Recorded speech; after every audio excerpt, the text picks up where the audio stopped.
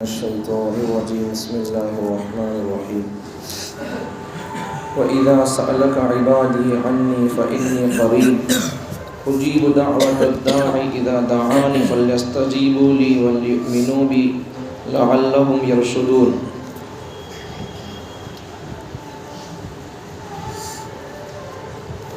وإذا سألك عبادي، اور جب اے نبی جب آپ سے میرے بندے پوچھیں انی میرے بارے میں، فإنی قریب تو آپ کہہ دیجئے میں قریب ہی ہوں، اجیب دعوت الداعی اذا دعانی، اور میں جواب دیتا ہوں، قبول کرتا ہوں دعا کرنے والے کی دعا کو، اذا دعانی جب وہ دعا کرتا ہے، فلیستجیبوا لی بندوں کو چاہیے کہ وہ میری بات کو دل سے مانیں، میرے تمام احکامات کو دل سے مانیں، وَلْيُؤْمِنُوا بِي اور مجھ پر ایمان لے کر آئے، لَعَلَّهُمْ يَرْشُدُونَ تاکہ وہ صحیح راستے پر رہیں، ہدایت پر رہیں۔ اے پیغمبر جب آپ سے میرے بندے میرے بارے میں پوچھیں تو آپ کہہ دو کہ میں قریب ہی ہوں۔ جب کوئی بندہ دعا کرنے والا دعا کرتا ہے تو میں اس کی دعا کو قبول کرتا ہوں۔ فَلْيَسْتَجِيبُوا لِي بندوں کو چاہیے کہ بندے میرے تمام احکامات کو مانیں، دل سے مانیں، وَلْيُؤْمِنُوا بِي لَعَلَّهُمْ يَرْشُدُونَ اور مجھ پر ایمان لے کر آئیں تاکہ لوگ صحیح راستے پر باقی اور قائم رہ سکیں، ہدایت پا سکیں۔ اس آیت میں 3 باتیں بتائی گئی۔ پہلی بات اللہ تعالیٰ بندوں سے بہت قریب ہیں۔ دوسری بات اللہ تعالیٰ دعا کرنے والے کی دعا کو قبول کرتے ہیں۔ تیسری بات بندے اللہ کے تمام احکامات کو دل سے قبول کریں، اللہ پر ایمان لے کر آئیں تاکہ جب اللہ کی تمام احکامات کو دل سے مانیں گے اور اللہ پر ایمان لے کر آئیں گے پھر اللہ تعالیٰ ان کو صحیح ہدایت اور صحیح راستہ ان کو بتائیں گے۔ آگے کی تشریح تفسیر کرنے سے پہلے گزشتہ اسباق کے 1-2 مسائل بیان کر کے آج کے سبق اور اس آیت کا بالخصوص شان نزول کیا ہے وہ بتاؤں گا۔ گزشتہ سبقوں کے مسائل میں سے 1-2 مسائل باقی رہ گئے۔ ویسے تو بہت سارے مسائل روزے کے بارے میں ہے، توڑنے والی چیزیں وہ وغیرہ، لیکن جو آیت کے تحت جتنے مسائل تھے ان میں سے اکثر مسائل بیان کر دیا، 2 مسائل باقی رہ گئے وہ بھی بول دیا، لیکن تفصیل سے آپ کو بتانا چاہتا ہوں۔ مسافر اور مریض کو سفر میں مسافر کے لیے سفر میں روزہ چھوڑنے کی اجازت ہے اور مریض کو مرض میں بیماری کی حالت میں روزہ چھوڑنے کی اجازت ہے، بعد میں رکھ لینا۔ اب یہ 2 آدمیاں، مریض آدمی بیمار آدمی اپنی بیماری سے پہلے اگر مر جائے اور مسافر سفر سے واپس آنے سے پہلے ہی سفر ہی میں مر گیا، رمضان میں روزہ چھوڑنے کی ان دونوں کو اجازت تھی، بعد میں رکھنے کی ان کو اجازت تھی، چھوڑ کر بعد میں رکھنے کی۔ اب یہ 2 لوگ اپنے عذر ہی میں مر گئے، مریض اپنے مرض ہی میں مر گیا، صحت پانے سے پہلے مر گیا، مسافر سفر سے واپس گھر آنے سے پہلے ہی سفر ہی میں مر گیا۔ اب ان کے چھوٹ گئے روزے، تو اب ان کے وارثوں کو اپنے چھوٹے ہوئے روزوں کی وصیت کرنا واجب نہیں ہے، اس لیے کہ انہوں نے وقت پایا ہی نہیں ہے روزے رکھنے کے لیے، روزے رکھنے کے لیے انہوں نے وقت پایا ہی نہیں ہے۔ اب اس لیے اب مثال کے طور پر ان کے 10 روزے چھوٹ گئے، 10 روزے چھوٹ گئے تو یہ بیمار آدمی اپنی بیماری ہی میں مر گیا ہے، اسے روزہ رکھنے کا موقع کہاں ملا؟ اب یہ آدمی اپنے وارثوں کو وصیت نہیں کر سکتا کہ تمہیں میری پراپرٹی میں سے 10 دن کے چھوٹ گئے روزے میرے بول کر وصیت نہیں کر سکتا، اس لیے کہ اسے روزہ رکھنے کا موقع ہی نہیں ملا ہے، مرض ہی کے اندر عذر ہی کے اندر وہ آدمی مر گیا ہے۔ وہی مثال اور وہی مسئلہ مسافر کا، مسافر سفر سے واپس لوٹا ہی نہیں ہے، سفر ہی کے اندر اس کا انتقال ہو گیا، رمضان کے اندر اس کے 10 روزے چھوٹ گئے، تو پھر ویسا آدمی وقت پایا ہی نہیں ہے، تو اب وہ آدمی اس کے وارثوں کو وصیت نہیں کر سکتا کہ تمہیں میری پراپرٹی میں سے ایک 33% مال میں سے میرے قرض ادا کرنے کے بعد میرے روزوں کا فدیہ ادا کرو، ایسا وصیت کرنا واجب نہیں ہے۔ ہاں البتہ اگر بیماری والا آدمی مریض اچھا ہو گیا، مسافر سفر سے واپس آ گیا، آنے کے بعد چند دن تک تھا، روزہ نہیں رکھا، بیماری سے صحت پا لیا یا سفر سے واپس آ گیا لیکن روزہ نہیں رکھا، اچھا تھا، بیماری سے صحت مل گئی، مسافر سفر سے واپس آ کر گھر میں تھا، آرام سے تھا، اب روزہ نہیں رکھا، اب اسے دن مل گیا، وقت مل گیا، اسے وقت پا لیا، اب وقت پانے کے بعد روزہ نہیں رکھا، تو ایسے وقت میں اپنے وارثوں کو وصیت کر سکتا ہے کہ رمضان کے اندر میں بیمار تھا، میں سفر میں تھا، اب اتنے دن میں سفر کے بعد صحت پا لیا، سفر سے میں واپس آ گیا، روزہ نہیں رکھ سکا، میں اب میں مر رہا ہوں، میرے پراپرٹی میں سے 33% مال میں سے قرضوں کو ادا کرنے کے بعد، میرے پراپرٹی میں سے 33% مال میں سے قرض ادا کرنے کے بعد میرے فدیے ادا کر دو، جو جتنے چھوٹ گئے میرے روزے ان کا فدیہ ادا کر دو۔ اب اس کے لیے اچھا اگر کوئی آدمی وصیت نہیں کیا، اپنے وارثوں سے نہیں کہا میرے چھوٹ گئے، میں نہیں ادا کیا ان کا فطرہ صدقہ بول کر وصیت نہیں کیا، پھر بھی اس کے وارثین اس کے بیماری کے بعد یا سفر سے واپس آنے کے بعد جب مر رہا تھا وہ آدمی وصیت نہیں کیا، وصیت نہیں کر سر کا مر گیا، وصیت نہیں کر سر کا مرنے کے بعد بھی اس کے وارثین اپنی طرف سے اگر اپنے باپ کے نام سے خود فدیہ ادا کر دیتے ہیں، کتنے روزے چھوٹ گئے تھے ان کے بابا کے حساب کر کے فدیہ ادا کر دیتے ہیں، تو ایسا کرنے سے بھی مرنے والے آدمی کو ثواب اور اس کے لیے بہتری کا فیصلہ ہوگا۔ مثلا اگر 10 دن کے اگر کسی آدمی کے 10 دن کے روزے چھوٹ گئے، بیمار آدمی تھا، ایک آدمی بیمار تھا، مسافر تھا، اب وہ اس کے 10 روزے چھوٹ گئے، اب 10 روزے چھوٹنے کے بعد قضا روزے نہ رکھے، روزے رکھے نہیں، چھوٹ گئے سو روزے رکھنے سے پہلے ہی موت آنے لگی، مسافر سفر سے واپس آ گیا، اب اسے موت آنے لگ گئی، گھر کے پاس تھا، تو ایسے وقت میں 10 دن تک تھا گھر کے پاس، مسافر 10 دن تک گھر کے پاس تھا، یا مریض بیماری سے صحت پانے کے بعد 10 دن تک تھا، روزے نہیں رکھ سکا، اب ایسے وقت میں کیا کرنا پڑتا، اس کے وارثوں کو 10 روزے کا فدیہ ادا کرنے کی وصیت کرنا پڑتا، 10 روزے اس کے وارثین ادا کرنا پڑتا فدیہ۔ اگر ایک دوسرا مسئلہ، دوسرا رخ مسئلے کا، اگر ایام صحت اور ایام قیام میں صرف 5 دن ملے، ایک آدمی بیماری سے صحت پا لیا، اچھا ہو گیا، شفا پا لیا، صرف اس کے روزے چھوٹ گئے تھے 10 دن کے، اسے زندگی ملی بیماری کے بعد 5 دن کی، 10 دن چھوٹ گئے روزے، 5 دن زندگی ملی اس کی، مسافر سفر سے واپس آیا گھر کو، اس کے روزے چھوٹ گئے تھے 10 روزے، اور اسے 5 دن کی زندگی ملی، اب کیا کرنا؟ 5 دن ملے تھے اور ان میں قضا روزے نہ رکھے، اب کیا کرنا چاہیے؟ اب جتنے دن زندہ تھا اتنے دن کے روزے رکھنا تھا، اس کے اوپر نہیں رکھ سکا تو فدیہ کتنے دن کا دینا؟ جتنے دن زندہ تھا اتنے دن کے فدیہ دینا پڑتا۔ سمجھ میں آ گیا مسئلہ؟ آگے اب آج کے سبق کا خلاصہ، اور ایک مسئلہ بھی، ایک مسئلہ تو یہ تھا، اور ایک مسئلہ کیا؟ اچھا ایک آدمی گئے رمضان کے روزے چھوڑ دیا، بیمار رہ کر یا سفر میں رہ کر چھوڑ دیا، بعد میں رکھیں گے بول کر چھوڑ دیا تھا، اب وہ رکھنا بول کر بعد میں رکھیں گے کو سوچتا رمضان، اب یہ رمضان موجودہ اب آنے والا رمضان بھی آ گیا، پا لیا اسے بھی، یا پھر حائضہ عورت یا نفاس والی عورت، یہ عورتیں بھی روزے چھوڑ دیے تھے، اب وہ رکھیں گے بول کر چھوڑ دیے تھے، دوسرا رمضان بھی آ گیا، اب ایسے لوگوں کو اب رمضان آ گیا بولے تو غیر رمضان کے روزے چھوٹ گئے تھے، وہ رکھ نہیں سکے، رکھنا بول کر، اب عید رمضان بھی آ گیا، اب رمضان سپوز سمجھو کہ اب مثال کے طور پر رمضان موجود ہے، اب انہوں کیسے رمضان کے روزے نہیں رکھے تھے، چھوٹ گئے تھے ان کے، اب انہوں کیا کرنا؟ مسئلہ سوال، اب انہوں غیر رمضان کے روزے رکھنا یا اب رمضان اب پا کر ہے، رمضان آیا ہے اب تو اس رمضان کے روزے رکھنا، سوال بہتر کون سا ہے؟ کیا کرنا چاہیے؟ مسئلہ کیا ہے؟ جواب کیا ہے؟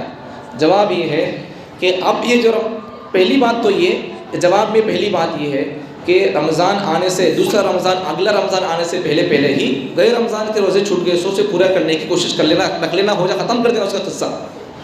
دوسرا جواب اور دوسری بات یہ ہے، اب اگر غیر رمضان کے روزے نہیں رکھ سکے تھے، دوسرا رمضان آ گیا، اب کیا کرنا ہے؟ اب موجودہ رمضان کے روزے رکھ لینا، اب یہ رمضان گزرنے کے بعد غیر رمضان کے روزے کتنے چھوٹ گئے تھے، کتنے ہمیں سفر میں چل گئے تھے، کہاں بیمار، کتنے دن بیمار تھے، وہ حساب سے یہ رمضان کے روزے پورے کر لے کو، یہ رمضان کی بھرتی پوری کرنے کے بعد پھر وہ رمضان کے غیر رمضان کے روزے رکھ لینا۔ یہ مسئلہ تھا کل کے سبق کا۔ اب آج کے سبق کا شان نزول کیا ہے؟ یہ آیت کی نازل ہوئی، شان نزول کیا ہے اس کا؟ پیغمبر صلی اللہ علیہ وسلم کے پاس ایک صحابی آ کر پوچھتے ہیں، عرض کرتے ہیں کہ یا رسول اللہ، کیا اللہ تعالیٰ ہمارے نزدیک ہے کیا؟ اب نزدیک ہے تو زیادہ چیخ کو پکار کو اسے پکارنے کی، بلانے کی، دعا کرنے کی ضرورت نہیں، اب اللہ کے نزدیک ہے تو ہمیں آہستہ دعا کرتی، یا اللہ دور ہے کیا بتاؤ کہ ہم اسے سننے آنے کے واسطے زور زور سے دعا کریں گے. یہ آدمی ایک صحابی سوال کرتے ہیں اللہ نزدیک ہے کیا بولو ہمیں آہستہ دعا کر لیتی, یا پھر دور ہے کیا بتاؤ ہم اسے سنانے کے لیے زور سے دعا کریں گے. تو اس پر پیغمبر صلی اللہ علیہ وسلم خاموش تھے. اس کے بعد اللہ تعالیٰ یہ آیت نازل کر دیتا ہے. یہ آیت, اس آیت کے نازل ہونے کا یہ وجہ اور یہ سبب اور ثانی نزول ہے. جب صحابی آ کر پوچھے تو پیغمبر صلی اللہ علیہ وسلم خاموش رہے. بعد میں وحی کے ذریعے سے یہ آیت نازل ہوئی. کیا آیت نازل ہوئی کہ اے پیغمبر جب آپ سے میرے بندے پوچھیں میرے بارے میں تو آپ کہہ دو کہ میں ان سے بہت قریب ہوں, بہت قریب. اتنا قریب ہے اللہ تعالیٰ ہم سے جتنا ہمیں بھی ہماری جان سے قریب نہیں, اس سے بھی زیادہ اللہ ہمارے قریب ہے. قرآن مجید میں ایک جگہ اللہ تعالیٰ ارشاد فرماتے ہیں کہ اللہ تعالیٰ بندوں سے ان کی شہرک سے, گلے کے پاس اگر رکھ رہتی ہے, اپنی شہرک سے بھی زیادہ اللہ تعالیٰ قریب ہے. وَنَحْنُ أَقْرَبُ إِلَيْهِ مِنْ حَبْلِ الْوَرِيدِ, اپنی اللہ تعالیٰ اپنی شہرک سے بھی زیادہ انسانوں کے قریب ہے. اللہ حاضر ناظر ہے. ایک حدیث میں پیغمبر صلی اللہ علیہ وسلم کے صحابہ ساتھ میں تھے, حضرت صحابہ ساتھ میں تھے, سفر میں تھے, ایک جگہ اوپر چلنا تھا.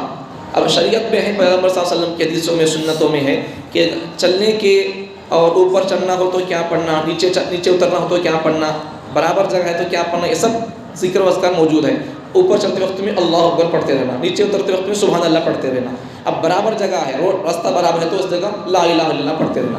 اب تو صحابہ ان کو معلوم تھا, پیغمبر صلی اللہ علیہ وسلم سے سیکھے تھے, تو صحابہ جب اوپر چڑھتے تھے سفر میں تو زور سے پڑھنے لگے اللہ اکبر بول کر. جب پیغمبر صلی اللہ علیہ وسلم سن لیے, دیکھ لیے, تو اب پیغمبر صلی اللہ علیہ وسلم نے صحابہ سے فرمایا ارے بھائی تمہیں کہیں کو اپنے جانوں پر ظلم کر رہے ہیں, تمہیں کہیں کو اپنے جانوں پر ذرا رحم کھاؤ, تمہیں کہیں کی گھر کی چیخ کو بول رہی بول کر آپ صلی اللہ علیہ وسلم بولتی ان کو, سمجھاتی ان کو, تمہیں جسے تم پکار رہے ہیں وہ اللہ بہرا اور بوڑا نہیں ہے, یا پھر وہ اللہ غائب نہیں ہے. تمہیں جسے پکار رہے ہو وہ سنتا ہے, وہ سمیع ہے, بصیر ہے, وہ سنتا بھی ہے, دیکھتا بھی ہے, وہ غائب نہیں ہے, حاضر ہے. اللہ تعالیٰ ہر جگہ حاضر ہے, سنتا ہے. اس لیے تمہارے کو اتنا گھٹو پکار کو اللہ کو بلانے کی اور اللہ اکبر بولنے کی ضرورت نہیں ہے. تمہیں آہستہ بولے تو اللہ تعالیٰ سن لیتی ہے. یہ پیغمبر صلی اللہ علیہ وسلم ارشاد فرماتے ہیں. اور ایک حدیث میں رسول اللہ صلی اللہ علیہ وسلم ارشاد فرمایا بے شک تمہارا رب شرمیلا ہے اور کریم ہے. کس بات سے شرمیلا ہے, کس بات سے کریم ہے کہ بندہ اللہ کے اس دربار میں دعا کرے تو اللہ تعالیٰ اس کی دعا کو قبول نہ کرتے ہوئے بندے کو خالی ہاتھ واپس لوٹاتے ہوئے اللہ کو شرم آتی ہے. مطلب کیا کہ اللہ تعالیٰ سے کوئی بندہ دعا کرتا ہے تو اللہ تعالیٰ اس کی دعا کو قبول فرماتے ہیں. اللہ کو بندہ دعا کر دیا, اللہ کو اس کی دعا کو قبول نہیں کر سکا, ویسا جسے اس کی مشکل, اس کی تکلیف دور کرنے سرکا, اس کی دعا کو, اس کی ہاتھوں کو خالی ہاتھ واپس کرتے ہوئے اللہ کو شرم آتی ہے. تو مطلب کیا ہوا, اللہ بندوں کی دعا کو ضرور قبول کرتے, یہ معلوم ہوا اس حدیث سے. تو اس لیے انسانوں کو چاہیے کہ وہ اللہ سے دعائیں کرتے رہیں. اور حدیث میں پیغمبر صلی اللہ علیہ وسلم فرماتے ہیں بندے کی دعا برابر قبول ہوتی رہتی ہے جب تک کہ بندہ کسی گناہ کی دعا نہ کرے اور قطع رحمی کی دعا نہ کرے, اور دعا کے قبول ہونے میں بندہ جلدی نہ کرے.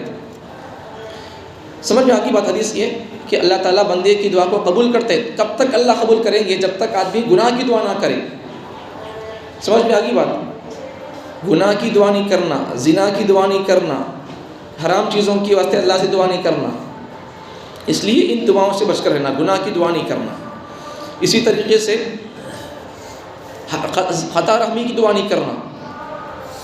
کسی سے دشمنی ہو گئی یا کسی سے کوئی تعلق ختم ہو گیا, کسی سے کچھ جھگڑا ہو گیا تو اللہ تو اسے ختم کر دے, اسے مرنے مارا اللہ, انہوں میں سے لڑکوں ہے ملکرا, ایسا کسی کے مرنے کی دعا نہیں کرنا. اس سے کیا ملتا؟ اگر بندہ کسی سے دشمنی میں سے دعا کرتا ہے تو پھر اللہ تعالیٰ اس کی دعا کو قبول نہیں کرتے. ہاں البتہ دشمن ہے, اسلامی دشمن ہے, ذاتی دشمن نہیں ہے, اسلامی دشمن ہے, تو پھر اسلامی دشمنوں کے لیے, اللہ رسول کے دشمنوں کے لیے, ان کے لیے بد دعا کرنا پیغمبر صلی اللہ علیہ وسلم کی زندگی سے ثابت ہے. پیغمبر صلی اللہ علیہ وسلم نے بھی دشمنوں کے لیے دعائیں کی ہیں, حدیثوں کے اندر موجود ہے, وہ سب چیزیں قصے موجود ہیں. تو دشمنوں کے لیے دعا کرنے کا قصہ موجود ہے, لیکن اپنی ذات کو اگر کوئی آدمی تکلیف پہنچایا تو وہاں ان کے لیے بد دعا نہیں کرنا چاہیے, ان کے لیے تو ہدایت کی دعا کرنا چاہیے. تو گناہ کی دعا نہیں کرنا اور کسی کو توڑنے کی دعا نہیں کرنا. ہمارا بیٹا ہماری بہو کا غلام بن گیا, اس کے پیچھے اس کی اطاعت اس کے پیچھے لگ گیا ہے, اس لیے ہماری بہو بیٹے کو جدا کر دے, اللہ ایسی دعا نہیں کرنا. اللہ ان کو اطاعت, اللہ ان دونوں کو ہماری بات, اچھی باتوں میں ہماری اطاعت کی توفیق دے, ان کو ہمارا خیال کرنے کی توفیق دے, اللہ ان کو عقل دے, سمجھ دے, ہمیں اسے پالے ہیں, بڑا کیے ہیں, ہمارا خیال کرنے کی اسے توفیق دے, اس کی مال کو ہمارے لیے خرچ کے لیے قبول فرما لے. اللہ ایسی دعا کرنا. اور آگے پیغمبر صلی اللہ علیہ وسلم کی حدیثوں میں ہے کہ اللہ تعالیٰ کے نزدیک دعا سے بڑھ کر کوئی چیز فضلت والی نہیں ہے. اور ایک حدیث میں دعا عبادتوں کا مغز ہے، جڑ ہے، تو اس لیے دعائیں کرتے رہنا. اب اچھا، اگر کوئی آدمی یہ چاہتا ہے کہ اللہ تعالیٰ اس کی پریشانیوں کے وقت میں، اس کی مصیبتوں کے وقت میں اللہ اس کو مدد کرے، اس کا اللہ تعالیٰ سہارا کرے، تو اس آدمی کو چاہیے کہ وہ آدمی صحت کے وقت میں اچھا دعا کرے. بیماری میں اس کی دعا کام کرنا یا اسے اچھا ہونا بولے تو اب تندرستی ہے، اب آدمی کے پاس مال ہے، اب خرچ کرے، اب اللہ سے دعا کرے. اب اگر بندہ عام وقتوں میں، صحت کے وقتوں میں اگر دعا کرتا رہے گا تو پھر اللہ تعالیٰ اسے پریشانی کے وقت میں یہ دعا، اس کی جو صحت کے وقت میں دعا کیا تھا، یہ اس کی دعا بیماری کے وقت میں، پریشانی کے وقت میں یہ دعا اس کی کام آئے گی. تو اس لیے کبھی بھی وہ اللہ سے دعا کرتے رہنا. بندے کو چاہیے کہ وہ اللہ سے رابطہ قائم رکھے. اور پیغمبر صلی اللہ علیہ وسلم حدیثوں میں ارشاد فرماتے ہیں کہ دعا یہ ایسی چیز ہے ان مصیبتوں کے لیے بھی جو نازل ہو چکی ہیں، مصیبتیں اب نازل ہو گئی ہیں، ان کو ہٹانے کے لیے بھی دعا مؤثر ہے، ان کو ہٹانے کا بھی کام کرے گی دعا. اور جو مصیبتیں آئندہ آنے والی ہیں، اب نہیں آئی مصیبتیں، آئندہ آنے والی ہیں، جو مصیبتیں نازل ہو رہی ہیں اب، ان کو ہٹانے کے لیے بھی، اور جو مصیبتیں آئندہ آنے والی ہیں ان کو ہٹانے کے لیے بھی دعا مؤثر ہے. اس لیے کیا کرنا چاہیے؟ دعا کرتے رہنا اللہ سے. اب اللہ تعالیٰ، اب بعض لوگ کیا کرتے، بعض لوگ دعا نہیں کرتے، جبکہ اللہ تعالیٰ دے تو مانگ، تمہیں مانگو قبول کر، تم کر بول رہے اللہ تعالیٰ. حقیقت میں لوگ کہتے ہیں کہ دعا قبول نہیں ہوتی، حقیقت میں مانگنے والے ہی نہیں رہے. اول تو حضور قلب سے دعا نہیں کرتے. اللہ سے دعا کرتے وقت میں بندے کی توجہ اللہ کی طرف رہنا، یقین رہنا اللہ کے اوپر کہ میں دعا کر رہا ہوں، اللہ تعالیٰ میرے دعا کو قبول کر رہا، پکا اللہ قبول کر رہا بول کر یہ اندر بندے کے دل میں یقین ہونا. قبول ہوتے کہ نہیں تو بھائی میں ایسا بول کر آدمی دل چھوٹا نہیں کر لینا. دوسرے حرام سے بچنے کا اہتمام نہیں کرتے. ایک تو بندہ دعا کرتے وقت میں دل اللہ کی طرف توجہ اور متوجہ سے یقین بھروسہ نہیں رہتا دل میں. دوسرا کیا آدمی حرام سے نہیں بچتا رہتا. اب حرام سے نہیں بچے سر کا آدمی اگر دعا کرتا رہے گا تو اس کی دعا قبول نہیں ہوگی. ایک آدمی سفر میں، اس سے پہلے حدیث آئی تھی، اگر کوئی آدمی سفر میں ہو کر سفر میں جا رہا ہے، اس کے بال بکھرے ہوئے ہیں، اس کے بال پر گرد و غبار دھول پڑی ہوئی ہے، اب مسافر کی دعا قبول ہوتی ہے. اب وہ آدمی دعا کر رہا اللہ سے، اللہ اللہ بول کر دعا کر رہا، اس کی پریشانی کو دور کرنے کے لیے دعا کر رہا. تو اگر اس کا کھانا حرام ہے، اس کا پینا حرام ہے، اس کا لباس حرام ہے، یا پھر پورے لباس میں سے صرف ایک دھاگا حرام کا ہے تو بھی اس کی دعا قبول نہیں ہوگی. سمجھ میں آ گئی بات؟ ایک دھاگا حرام کا ہے تو دعا قبول نہیں ہوگی. تو پورے کپڑوں میں سے صرف ایک دھاگا، تو پھر اب ہمارا پورا کپڑا حرام کا ہے تو دعا کہاں قبول ہوگی؟ نمازیں کہاں قبول ہوگی ہماری؟ اس لیے حرام سے بچنے کی کوشش کرنا. حرام سے بچیں گے تو ہی عبادتیں قبول ہوں گی، عبادتوں کی توفیق ملے گی، نمازوں کی توفیق ملے گی، دعائیں قبول ہوں گی. یہ ساری چیزیں ہیں. ہماری اولاد ہماری فرمانبردار بنے گی، شریعت کی پابند بنے گی، ورنہ پھر ہماری اولاد بھی ہماری نافرمان بن جائے گی. تو اس لیے حرام سے بچنے کی کوشش کرنا. اور آگے اللہ تعالیٰ، اللہ کے پیغمبر صلی اللہ علیہ وسلم فرماتے ہیں، اب بندہ جب دعا کرتا ہے تو اللہ تعالیٰ، ایک تو یا تو بندہ جو دعا کرتا ہے اللہ وہی اس کے لیے مناسب ہے تو اللہ تعالیٰ وہی دیں گے، اس کے لیے بہتر ہے تو اللہ وہی دیں گے. نہیں بولے تو اللہ تعالیٰ کیا کریں گے؟ اس کی دعا کی بدولت اللہ تعالیٰ، اس کی دعا سے اللہ تعالیٰ اس کے اوپر آنے والی مصیبت اللہ تعالیٰ اس کی دعا سے ہٹا دیں گے. یا پھر اللہ تعالیٰ کیا کر دیں گے؟ آدمی دعا کر دیا دنیا کے اندر، اللہ اس کی دعا کو اٹھا کر رکھ دیں گے. اب اللہ تعالیٰ اس کی دعا کو اٹھا کر رکھ کر اللہ کیا کریں گے؟ مرنے کے بعد قیامت کے دن پورے انسانوں کے سامنے اسے یاد دلا کر، بندے جب تو دعا کیا تھا تیری بیماری دور ہونا بول کر، تیرے گھر کے اندر تو باقیہ پڑھ کو تھا، اسے تیرے باقیہ پھٹنے کی تو دعا کیا تھا، تیری ماں بیمار تھی، تیری بیوی بیمار تھی، تیری بچی بیمار تھی، تو سب کے لیے دعا کرتا تھا. میں اس وقت میں دعا کا اثر تجھے نہیں دکھایا. اب دیکھ وہ دعا کا اثر یہ ہے، لے لے اس کے بدلے میں اتنا ثواب ہے، دیکھ لے لے اتنا اجر ہے، دیکھ لے لے. جب اللہ تعالیٰ وہ ثواب اٹھا کر رکھ کو دیتے ہوں گے نہیں، تب بندہ یہ سوچتا دل کے اندر، ارے کاش دنیا کے اندر میری ایک بھی دعا قبول نہیں ہوئی تو اچھا ہوتا، تو دنیا کے اندر میں اور پریشانیوں کے اندر، مصیبتوں کے اندر رہتا تو اچھا تھا. اس لیے کہ اب میں میری وہ مصیبتوں کو، پریشانیوں کو میں برداشت کر لیا تو پھر مجھے اتنا ثواب مل رہا تو بول کر اس وقت بندہ افسوس کرتا، اور مجھے ہونا ثواب بول کر افسوس کرتا. اس لیے اللہ تعالیٰ سے بندہ جلدی دل توڑ لینا نہیں، دعا کر کے تھکنا نہیں، دل کاٹ لینا نہیں اللہ سے.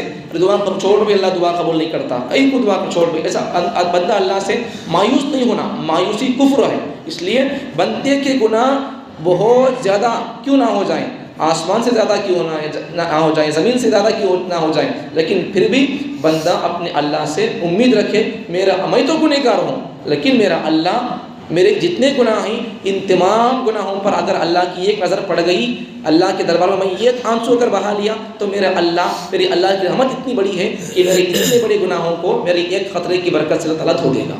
بندہ اللہ سے نا امید نہیں ہونا کبھی بھی۔ اللہ تعالیٰ مجھے اور آپ کو اللہ سے دعاؤں کا اہتمام کرنے کی توفیق عطا فرمائے، اور اللہ سے ہمیشہ مایوس بھی ہو بغیر اللہ سے امید لگا کر یقین کے ساتھ بھروسے کے ساتھ اللہ ہماری دعا قبول کرے گا۔